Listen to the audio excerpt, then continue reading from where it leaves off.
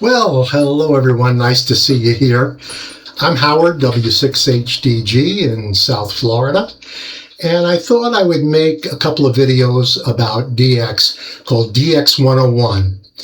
You're going to watch now part 1, and I'll make another video, part 2, after this one. And what we're going to cover is what is DX, what makes DX possible, propagation, awards, confirming contacts, antennas, HOAs, remote stations.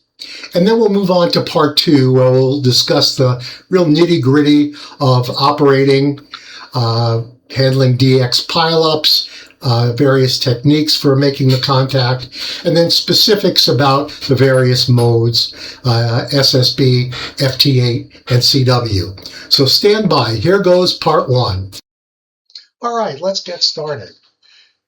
What is DX? Basically, DX is an abbreviation for distant contacts, and kind of got its start in the telegraphic world way back when, and kind of stuck with us hams. DX, in fact, is what got me hooked into ham radio at 12 years old. I had a social studies teacher who said, I'm a ham radio operator. I send my signals out into the ether, and people from all over the world call me back. I said, that's for me. That's a great hobby. Because in 5th grade, we had a teacher who made us write to a pen pal. And I wrote to a girl in Australia, and I never heard back. It was devastating. It was my first female rejection. Ham radio's a ton more fun. And the excitement of ham radio is still around. We just have to find the right candidates. And basically that's getting the word out about our hobby to young people. Here's Elle Marie. This was recorded a year ago when she had just gotten her technician license. And I think she was at a POTA demonstration, and someone was showing her the ropes on how to make contacts. And lo and behold, she made a contact with a foreign country, which she really wasn't expecting. First 10-meter DX contact. And while I was focusing on making the QSO, the other station actually signed off with an 88. Which in ham radio means hugs and kisses, something you almost never hear on the air, and I completely missed it in the moment, so watch my reaction when I finally realized. A5 LXP, North Texas. Kilo Juliet 5, Lima X-Ray Papa, North Texas. Lima X-Ray Papa, please do prefix, over. Correct. KJ5, Kilo Japan, Kilo Japan 5, Lima X-Ray Papa. Okay, Kilo Japan 5, Lima X-Ray Papa, thank you for the contact. Ellie, Marie, or 5. Yes, her name. Just looked it up on Very good. What is your call sign, sir? Okay, I am Hotel Alpha 5, Japan, India. Hotel Alpha 5, Juliet, India, for Hungary.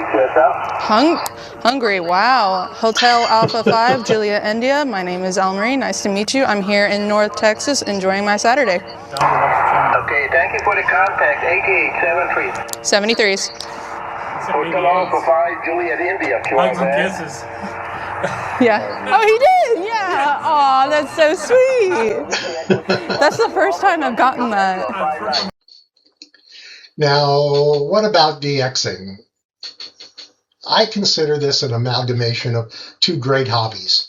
Stamp collecting, because you're trying to get a stamp from every geographic and political entity around the world. And similar to ham radio, there's 195 countries. We have 340 entities. Stamp collectors have about 700 entities. And stamp collectors, I think, have it a little bit easier than we do. They get stamps that are sometimes valuable. And that's an easy point to get across to others. Profit motive always kind of gets people excited and kind of understands what's going on. Ham radio operators, we spend money, but it's only in one direction, right? Out of our pockets. Now, I think the hobby is also a lot like fishing. You never know what you're going to get. Takes a lot of skill and practice and patience. Patience especially. And ham radio operators need patience. I'm 75 years old, so I asked AI, will I be able to get my honor roll, which is 331 entities, in the next 10 years? I'm at 316 right now. So is that going to be possible? And here's what AI showed me. It showed me a picture of myself 10 years from now. And if you look at the DX calendar up on the wall, it says, another day still waiting.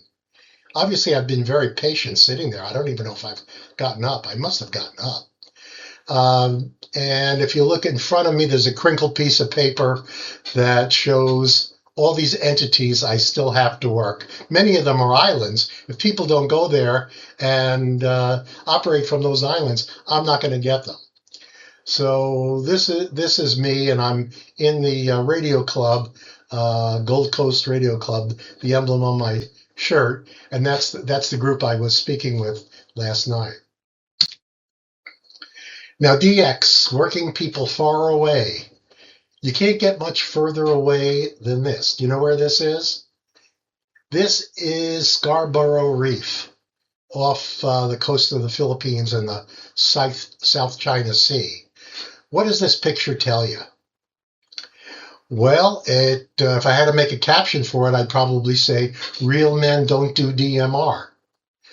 But it shows a guy who may be nuts, I don't know, sitting up on a wooden platform operating remotely with a generator, and looks like a step-IR vertical antenna.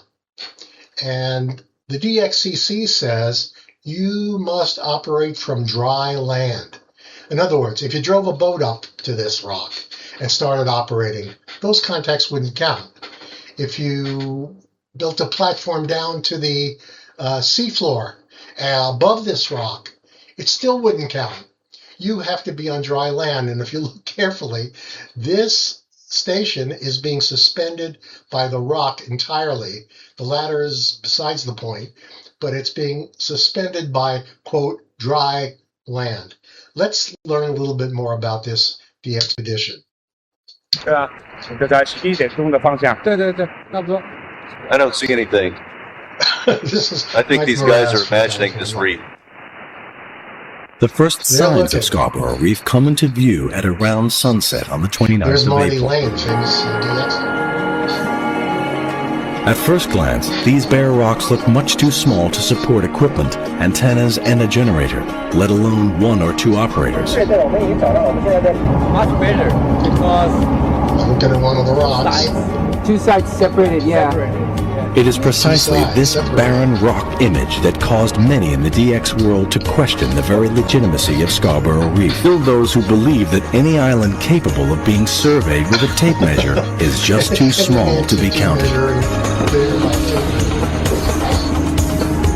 This means that the platforms have to be tailored to each rock's unique shape, which is an extremely difficult task when working out in the open sea. But size seems to be no object for this team, and the brilliant engineering skill of Co. W6HDG is called into action. Together with his designer back in Taiwan, BV4DP, and using the rock dimensions documented from the 3 previous expeditions, these two worked out an ingenious method for quickly erecting stable platforms using only a basic set of wooden building materials. Aside from the political issues of ownership, construction such as this is at the root of the Scarborough controversy. Many say that because platforms are needed, Scarborough should have never been considered as a DXCC entity in the first place, and the rules were stretched beyond the reasonable limits of what defines land, or a land-based operation.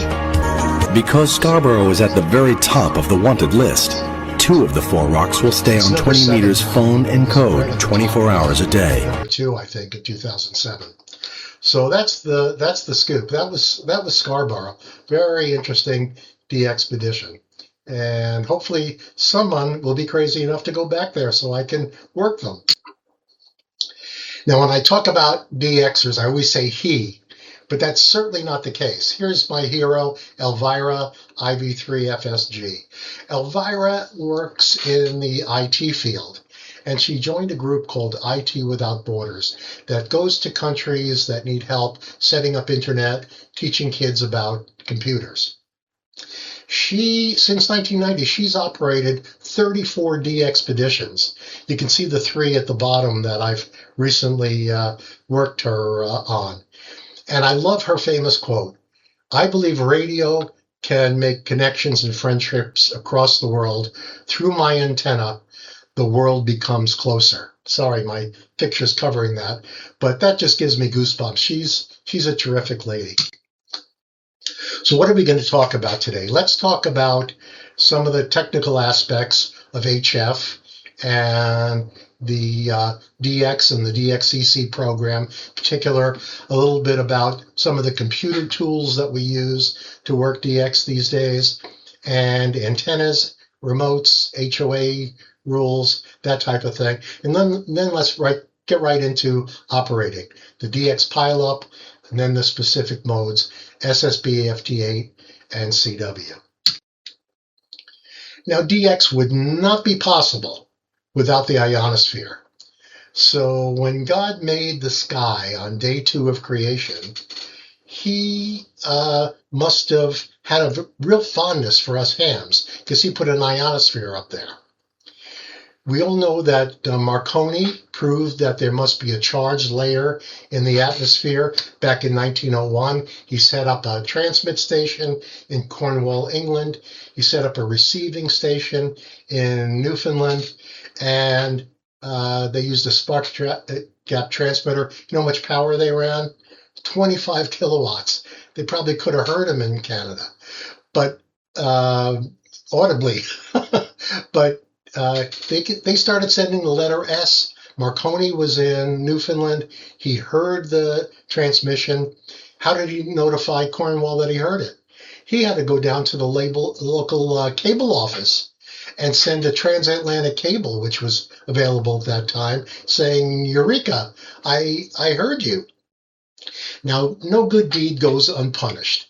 A week later, the transatlantic cable company in Newfoundland sued him for usurping their exclusive right to send transatlantic messages. So rather than fight them, he left Newfoundland, went to the Canadian government and showed them what he was doing. And they said, "That's great. I'm going to give you $80,000. Go set up your station in Nova Scotia." And the rest is history. Remember, just 11 years later, he was such an entrepreneur, he set up the Marconi Company and installed one of his transmit stations on the Titanic, just 11 years later. And that saved over 700 lives when the Carpathian also had a Marconi station and heard the distress call. The distress call back there was SOS being started, but the main distress call back then was CQD. CQ, calling anyone, just like we say today, and D for distress. So he really got things going. There's a charged layer in the atmosphere that refracts signals, sends them back down to Earth. In 1924, a couple of researchers discovered that there were really at least 2 layers, E and F. And in 1926, the term ionosphere was officially coined. Now, we're not going to go deeply into the ionosphere because there's people who spend their entire careers studying atmospheric and solar science. But just know that there's 3 layers, 3 important layers. The D layer, that's only about 30 miles up. It gets highly charged when the sun comes out, and it dissipates fairly rapidly when the sun goes down. The unique thing about the D layer is it has an affinity for low frequency signals, 40 meters, 80 meters, 160 meters. It will absorb those like a sponge when it's charged, and it turns that energy into heat, and those signals never make it through. Hence, We don't operate 40, 80, and 160 meters during the day because the D region is sucking them up. But we can operate at night. Once the D region dissipates, the signals will get through to the F layer, which is kind of the great mirror in the sky, and will refract those signals. So that's why we don't operate those bands during the day. Now, there's an E region, very sporadically charged. Clouds of ionization occur in the E region and reflect signals, particularly the higher frequency signals, 10 meters, but particularly 6 meters and sometimes 2 meters. That is responsible for 6-meter propagation, very infrequent.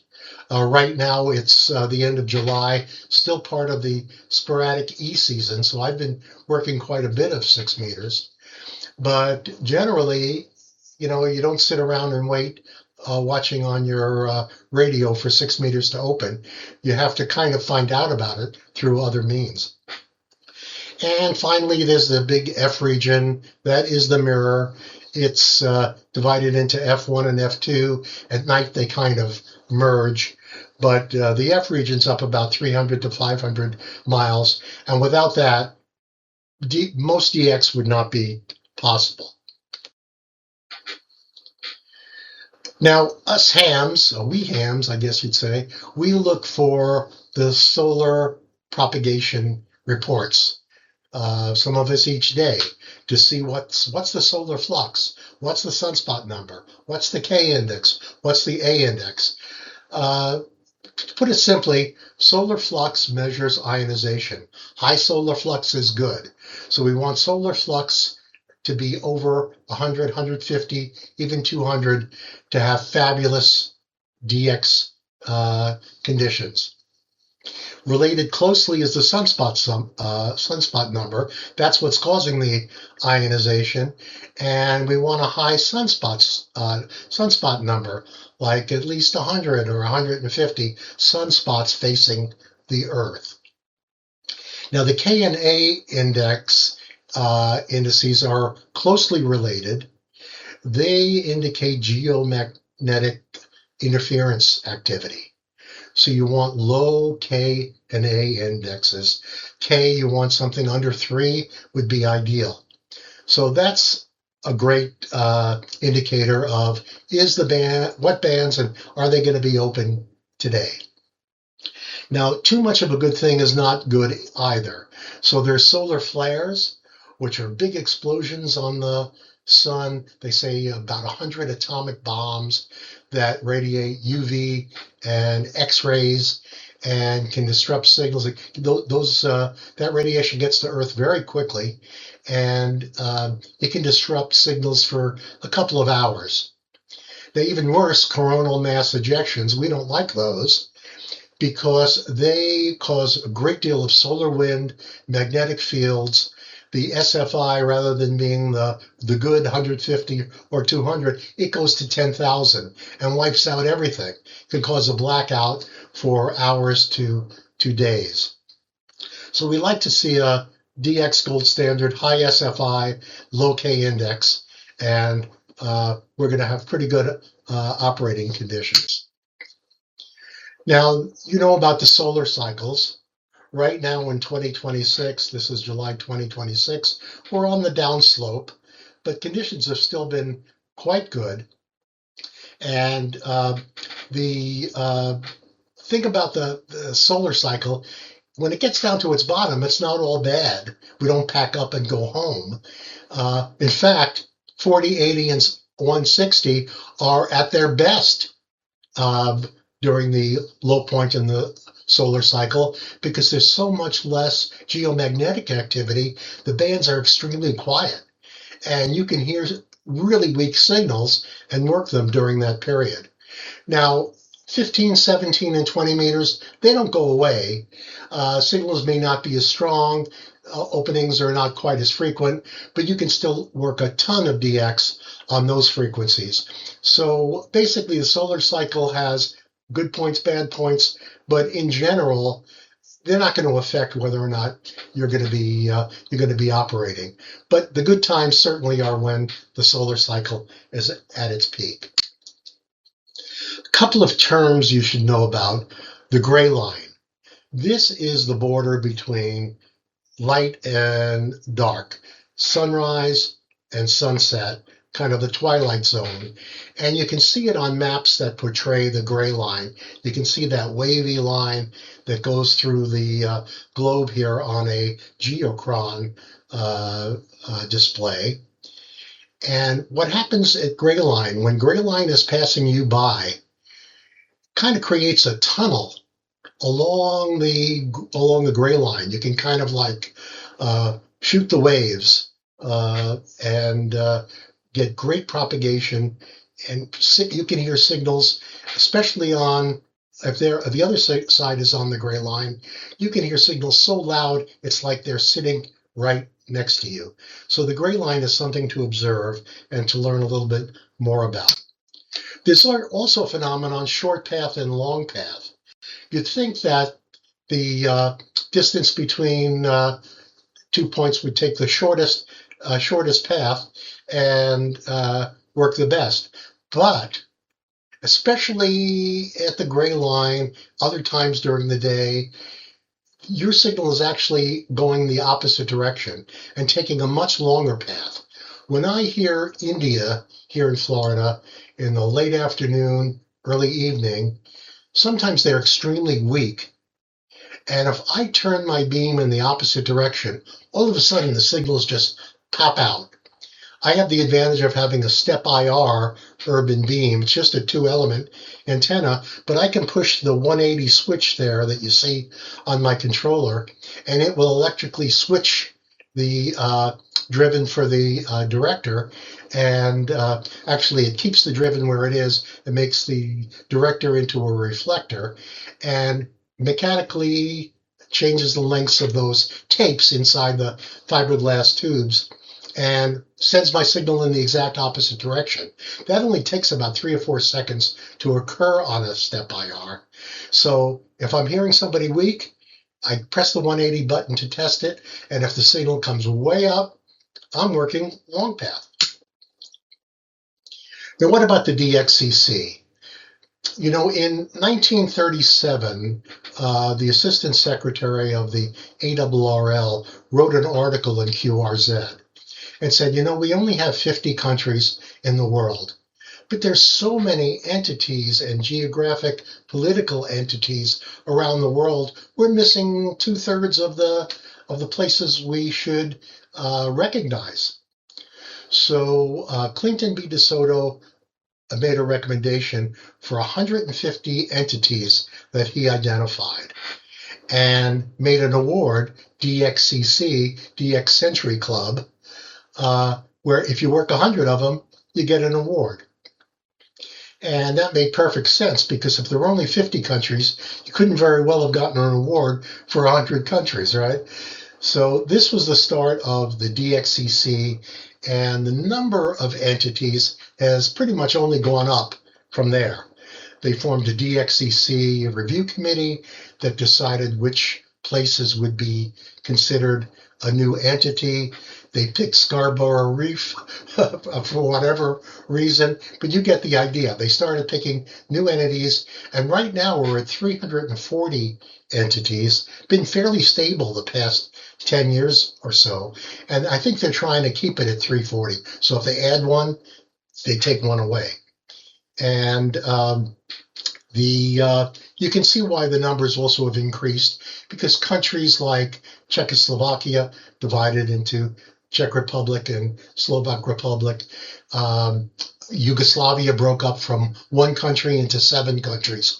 So the numbers have gradually increased over the years. How do you get a DXCC award? There's only 2 ways you can confirm contacts. And the old way, of course, was paper QSL cards. But since 2003, the ARRL started a fabulous system called Logbook of the World. You registered for Logbook of the World. You would upload your log. It would send a contact up into the cloud. The DX station would send their contact into the cloud. And I think if they match within 30 minutes, there's a match, and you get credit for that country. Pretty easy to register for LOTW. You register, they send you a postcard with a code, you sign up, and then you start uploading contacts. Now, there are plenty other awards out there. You've heard of EQSL, QRZ.com, DigiQSL. The new trend is for people to be sending their QSL card by email. They send you a JPEG of their card. It's beautiful, but it's getting to be almost like spam because some of these services are automatic and you're just getting all kinds of emails with, pictures of QSL cards. What can you do with them? Enjoy them, but that's about it. How do you find DX? Now, before 2000, and I've been AM since 1963, you tune around. That's the only way you can find DX. You turn the knob. In fact, DXers are very proud of the calluses on their thumbs and index finger. So that's how you find DX. Modern day, there's some newer programs and utilities you can use, and we'll talk about those. But tuning around, I found Tony here on 20 meters the other day, and just happened to find him. CQ, DS. This is Echo Alpha 7, Juliet Whiskey Foxtrot. This is Echo America 7, Japan Whiskey Florida. Looking for DS station. This is Whiskey 6. Okay, so you get the idea. I called him, and I worked. Hotel Delta, Germany. Roger, Whiskey 6. Now, if he was a rare DX station, back in the day, you would phone a friend. There were calling circles. We would call each other and say, hey, so-and-so is on the air, get on. And that was pretty much all we had. In the 70s, when repeaters got popular, we used repeaters to announce DX stations, simplex frequencies, or there was a specific repeater. Maybe the DX Club had a repeater, and we would use that to let everybody know that somebody is on. Fairly crude. Nowadays, we have all kinds of methods to find out band activity and who is on. Here you can see Tony. I posted him to something called the DX cluster, the top line. He was calling CQ. He was looking for other stations to talk to. I did a good deed. I posted him to the DX cluster. This is a crowdsourced system where people post the contacts they're making. And modern day logbooks and radio control software has the DX cluster built in, so you can use it. Back in the 90s, the DX cluster got formed, but you had to be a telnet expert to really use it, and I never used it back then.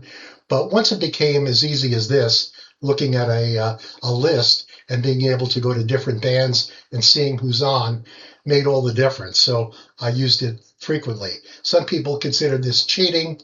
Nah, that's certainly not cheating. This is the progress we've made in working DX.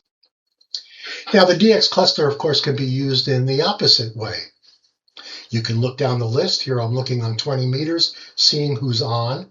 And sure enough, I see 4L50. That's a fairly rare station in Georgia. And we're not talking the Peach State here.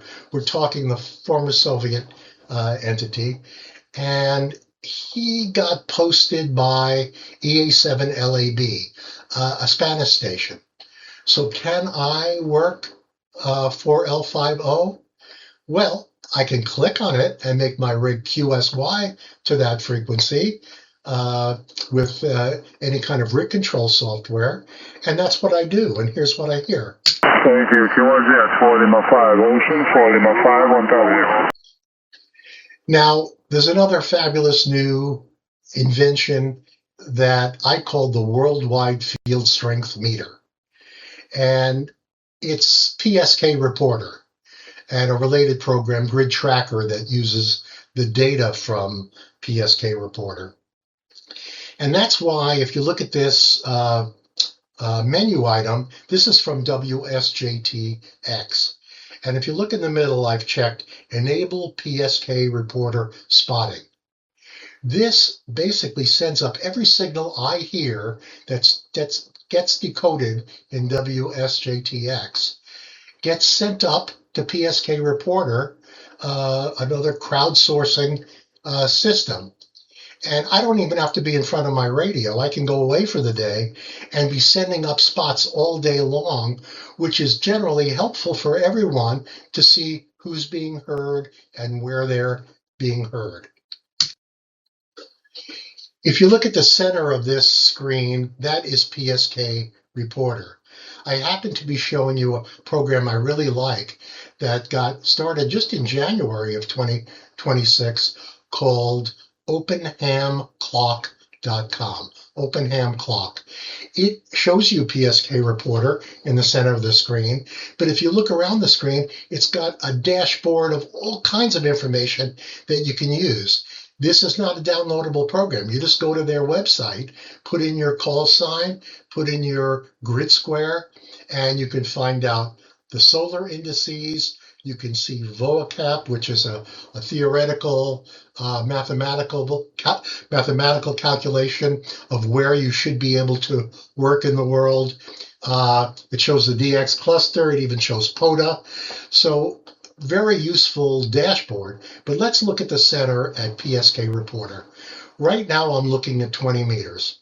You can see I have it checked at the bottom of the screen. Now, do I see myself on here? No, I can't see myself on here. And you know why? I haven't transmitted yet. So I go on 20 meters FT8 and I send out a CQ. And here's what I see after a minute. Wow, my signal is getting out.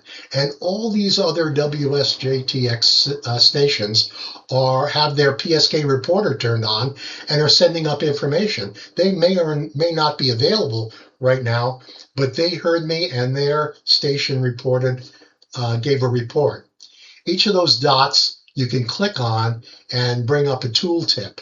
Like if you look off to the left, there's BI4 MPH that I clicked on. Sure enough, I'm being heard in China at -4 dB, which is quite a strong signal on W6HDG.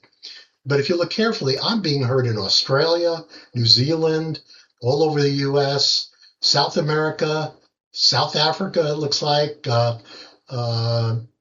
maybe the Canary Islands, looks like off the coast of Northwest Africa. I'm being heard in Europe, Scandinavia, even Asia. This gives me a ton of information. I know the band is open, and maybe I'm going to try to work Africa. Maybe I'm going to try to work Europe right now on 20 meters. So just a wealth of information. And you can use this for something like, hey, I have a vertical antenna and I have a dipole antenna. I want to see how they compare. I send out CQ on my vertical antenna and I get a pattern and I look around and see what my signal strength is. Then I switch to my dipole antenna, send out a CQ and see how it's doing. That's why I call this a worldwide field strength meter. I don't know if anybody else calls it that, but it certainly is and gives you a ton of information. This is such a useful tool. 6 meters is a special case that I'd like to mention. Remember now, 6 meters is open when there's this sporadic E or some other forms of ionospheric conditions. But this DX Maps will send you an email when 6 meters is open to your grid square.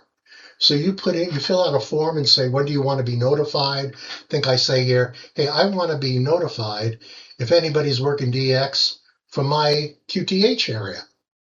And sure enough, it sends me an email like you see off to the left above that form, multi-hop sporadic E opening on 6 meters.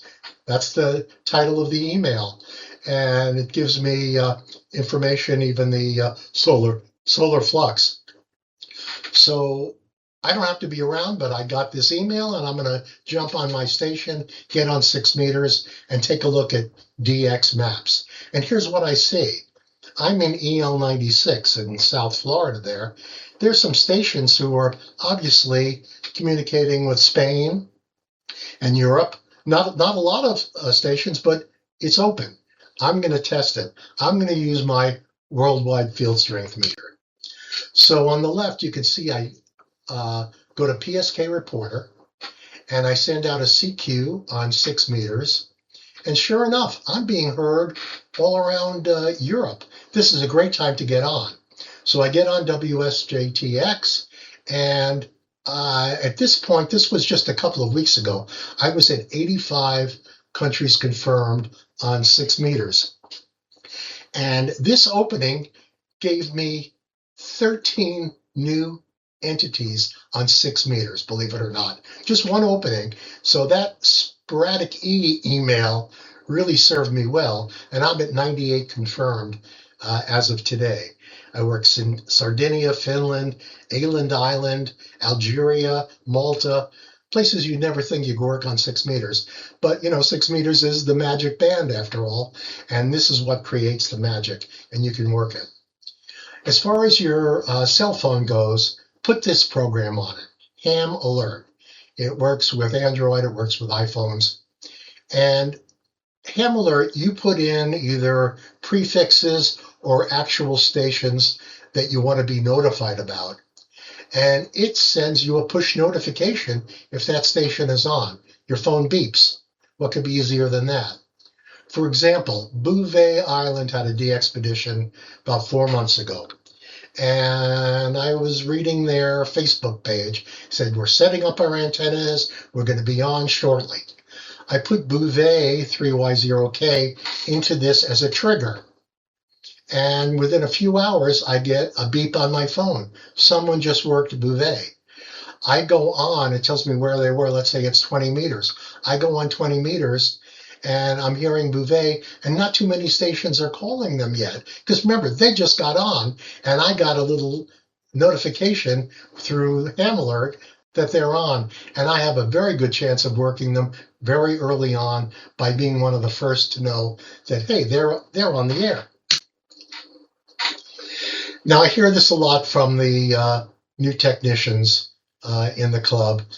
I can't have an antenna, I've been in HOA, and there's a lot of whining going on, and I think they're using it as an excuse, but frankly, you can work some DX from just about anywhere.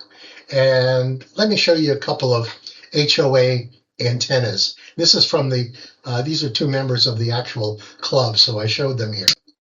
Now, this one's an extreme example. This is an operator who is on the top of a condo development. He's on a high floor, and he goes to the condo development HOA and says, I want to put up an antenna. I'm a ham. He gave them a whole spiel about all we do for emergency preparedness. And believe it or not, he was extremely lucky. They let him put up an OptiBeam on top of his, that's a great antenna, 9-element OptiBeam, on top of his condo. He now has the best station in South Florida, and yet he's in an HOA. Now, does this happen very often? Absolutely not. This is an extreme example of someone who got lucky. But don't expect this to happen to you if you're in a condo. But you still can have an antenna. Here's another person in the club who has this magnetic loop antenna on a little telescoping stand, and he's been making DX contacts all over the place. Certainly anybody can have this antenna. Put it outside your door. Put it on your front lawn. Nobody's going to bitch about it. And or put it out on your porch. So anyone can really have an antenna where they can work some DX. Now, here's my situation. I'm from San Diego. I was there for 42 years. And I had a nice station there. I had a 70-foot tower and a step IR. Pretty good station. But the wife and I decided to retire in Florida. 4 years ago, we bought this condo near the Intercoastal in Boca Raton, Florida. And believe me, I didn't buy this condo because I thought this was a great DX location. In fact, I'm on the second floor here of a 5-story concrete building, and I expected to not be able to get out at all. I figured, hey, I'm retired. I'm going to be boating. I'm going to be golfing. I'm going to be swimming. I've done plenty of ham radio, and I don't necessarily need that. But I got the itch, after about 3 months. And if you look here on this picture, I don't know if you can see this. I bought an umbrella stand. I took an aluminum pole, painted it green. And then I got some silk plants on Amazon, silk vines, and I put it around the pole, thinking I'm going to try something, maybe put up a dipole and use this as the mast for a dipole with some very fine wire, and maybe I'll be able to work somebody. And I figured, but probably I'm not going to be able to work somebody because I don't know if you saw that condo. It was like a Faraday cage. I only had a peekaboo view out there, and it was unlikely I was going to be working anybody. But I tried it. I put my pole in the middle of my deck and got some ham sticks. And I made dipoles out of the ham sticks. These are normally the ham sticks you'd see vertical on the back of a vehicle. But making them into a dipole obviated the need to have any kind of counterpoise or radials. Dipole's actually a great antenna. A Yagi is pretty much a dipole with added elements to enhance your signal. So I figured, all right, I'll do a dipole, and I got pairs of sticks for various bands. I put one of those knurled spring-loaded ends on each of the HF sticks, so I could twist them off, take it off, put on another set, and change bands. And the condo only allowed plants and furniture, but the security guard, after I put this up, said, "What is that on your deck?" And I said, "Oh, that's an Amazonia radiata vine." And he bought it. I never got one complaint from anybody for this antenna on my deck. And this is a pretty fancy condo where you can't even have, they didn't even have a barbecue there. You couldn't have barbecues. That's one of the reasons we moved 18 months later. I need a barbecue. In California, I used to barbecue once or twice a week. And here it was not allowed. Couldn't even fish from that seawall that you see out there. So these were nasty people. And you know the whole story with condos and HOAs. But I lucked out. I had an antenna for 18 months. How did I get the coax through the door? This is a tip. I bought one of these on Amazon. Actually, I bought a couple in case I crushed one. An RG316 jumper. RG316 is only 2.5 millimeters. It's very, very thin, very rugged, very hard to crush because of the dielectric. It's very hard with a shield that's tough as well. So now you wouldn't want to run 100 feet of RG316 because of the losses, right? But 1 foot or 2 feet isn't going to really have any loss. And this can handle 1,000 watts at 30 megahertz. So I find this to be much better than trying to use one of those entry panels that you can use with a door or a window, which are kind of clunky. This thing was great. I just put a little bit of putty around the RG316 as it entered my condo door to my second bedroom. And sure enough, door closed just fine, and I was operating. Now, surprisingly, in 18 months, I was able to work 70 DX entities from there. So I kept my hand in. It wasn't a great DX antenna, but I don't recall any real DX expeditions then to test it out.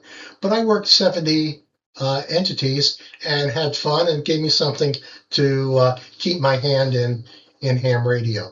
So don't say you can't have an antenna. But if you can't have an antenna, really can't have an antenna, usually that's the OM or the YL who says you can't have an antenna, you can operate remotely. They're setting up remote DX stations all over. My two of my radio clubs are actually setting up remote stations there's so many people in HOAs that this is going to become more common. There's a commercial service, Remote Ham Radio, you may have heard of. This is not a commercial for them. I've never used them. I've heard some good things. They set up 29 stations around the country, usually with full power. They charge $20 a month, and you also pay for time that you're on the air. So this is a possibility for you.